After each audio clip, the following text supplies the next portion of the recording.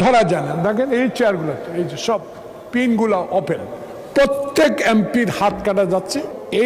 এখানে চেয়ার ৩০০-র উপরে আছে। চেয়ারগুলোর অবস্থা, আমরা যারা ১৬ বছর এখানে, ম্যাক্সিমাম আর সহকর্মীরা পুলিশের দ্বারা নির্যাতিত, কারো কোমরে নাই, কারো হাতে ব্যথা, কারো পিঠে ব্যথা। এই চেয়ারগুলো বসা, পিছনে গ্যাপ প্রায় ৩ ইঞ্চি। যখন এখানে বসা হয় তখন এই গ্যাপটা পূরণের একটা ব্যবস্থা গ্রহণ করা দরকার, কারণ এখানে অনেক ইয়াং এমপি আছেন যারাও বসতে পারেন না এখানে। আর এই চেয়ারগুলোর ওজন দেখেন। এটা করা হয়েছিল আমি জানি, আমি যখন 1991 সালে প্রথম মাননীয় দেশ নেত্রী বেগম খালেদা জিয়ার শাসনামলে আপনার সাথে এমপি হয়েছিলাম, এই চেয়ারগুলোর সম্বন্ধে তখন প্রশ্ন করা হয়েছিল, রেকর্ড খুঁজলে আপনি পাবেন।